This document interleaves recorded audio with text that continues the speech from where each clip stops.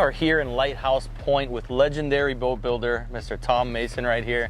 Thank you as always for taking some time with us. We appreciate it. Welcome, sir. And we have a pretty cool combination that we wanted to come see today. Tell us about it, Tom. We got a 43 Tiara back here. One of our customers, we got him a 43 Tiara a couple of years ago. He spends some of his time in the Bahamas, and he just had a point where the big boat was kind of a pain in the butt to go run for conch salad. It was too skinny, so his idea, kind of expensive way to go get conch salad, was to buy a little smaller boat. So we kind of matched this big boat. We did sea deck on the boat.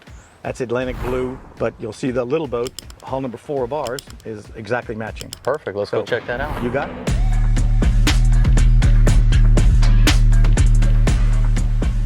So now we made our way over to the Power Play Power Boats 30. What are we looking at? A rum runner here? It's a rum runner. It's a little bit of a hybrid. It's got rum runner seating in the back, and it's got Walker's K coffin box in the front. I see that. Hey, again, as you can see, they matched up the Power Play to the Tiara, so it's a beautiful combination, a good looking boat.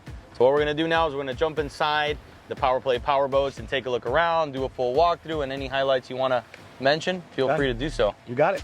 Let's make it happen. Thank you.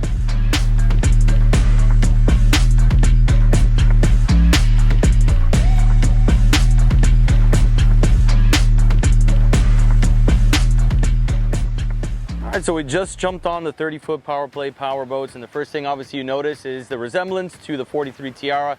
It's always nice to have that mothership and the accompanying center console to be able to just rip around the Bahamas, get into that shallow water and do things with much more ease than you would on the larger boat. So a couple cool things that I spotted off the bat: the Frigid Rigid right here up at the bow. You got the coffin box with the full wraparound seating, so a comfortable space for that. They actually removed the forward console seat just to be able to give you room to go back and forth. Really nice light colors here. It's very refreshing. Sea deck is comfortable on your feet, and we're gonna go through the entire boat in detail here in a minute, but we're gonna get the drone up first just to get some exterior shots so you can see how pretty this thing really is.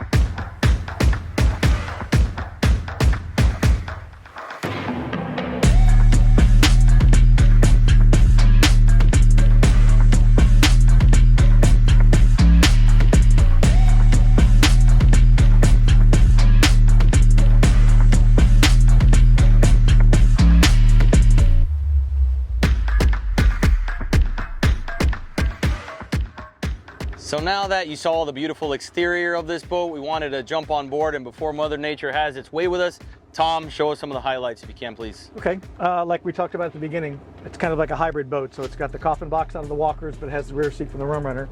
This particular owner wanted a windlass, so we did an anchor windlass for him. Very nice. Lock, and also a cleat so you don't tie so the windlass doesn't pull out. Freshwater fills up top, so if you want to fill the freshwater tank and it overflows, it doesn't get on the deck, so you don't walk around in wet feet. That's a good idea. And you can control the windlass for you guys at home from up here and from the helm as well, correct? Yes, sir. I'd like to do it from up here because I like to watch it come up. It's a little safer.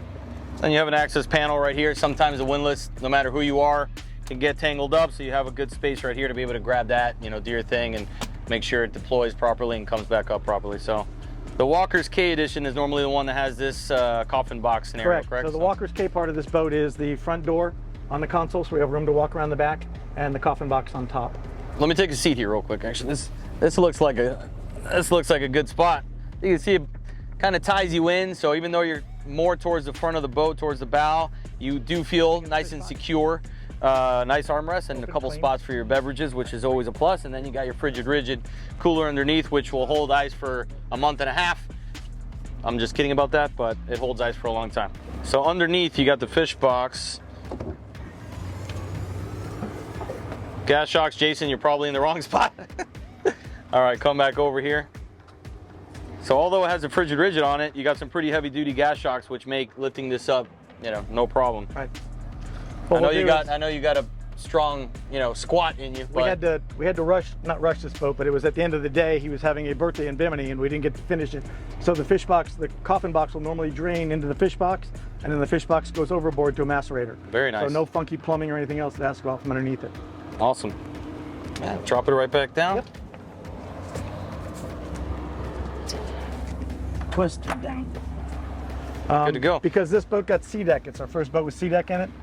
Basically, we put a little piece of plexiglass in it to try to keep it so the sea deck didn't wear out as the door rolled open. Because and normally they have you guys have a forward seat here, like you mentioned before. You removed it to be able to on the Rum Runner. Correct. Okay. So in this one, we just did that, so nothing happened to the sea deck as it gets older. Sure. Great space to get into the head with a side opening door. Access to all the rigging and everything, obviously, back in there. And ultimately, you can use this for some storage if you needed to as well. On the Rum Runner, Alan, as you know, this is about this much bigger. Right. You got about 30% more room to climb in and out of the head. Yeah. But on this one, because we wanted to keep the walkway between the coffin box and this door open, we did that. Sure. We've added some labels that we didn't have before. We brought the battery switches, which are the remote battery switches, up out of the bilge a little bit. 4-bank battery charger, the brand new power steering pump, but everything else is literally right there. There's circuit breakers in here, and they're all labeled. If you have a problem, you literally take the cover off, 4 screws. Nice and easy to see what's what. Even hydro dip that detail to match the helm area. We did. Look at that. Always going above and beyond. If you ever have a boat, you know you got to deal with batteries, so the batteries are literally right there. And what happens is you take one out, slide it forward, and pick the other ones up, move them to the side. You do not have to take the head out to get the batteries. So basically there's 4 batteries on board. We try to get the buyers to spend a little bit more money to do the AGMs. So really you shouldn't have to mess with them for 2 to 5 years. Freshwater heads, you never get the smell of rotten eggs. And the headroom inside is right at 6 feet.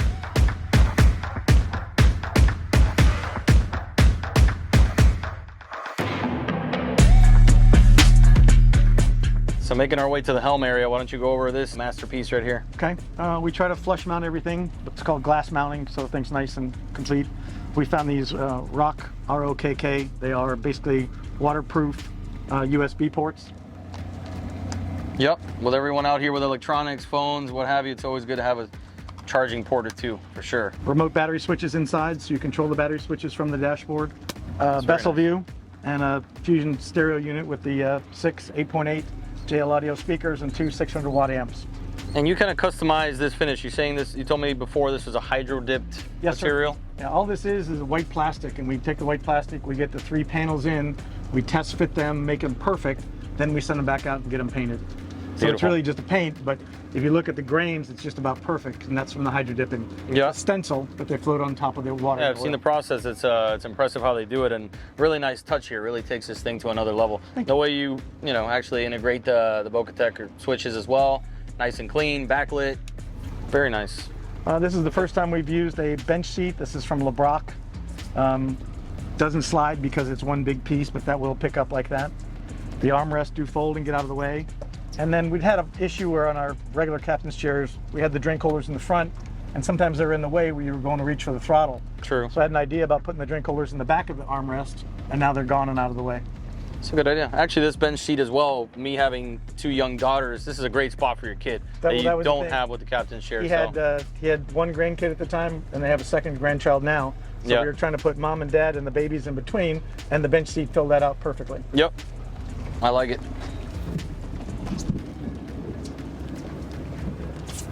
This customer is going to be a fisherman, so we did a 55-gallon live well for him.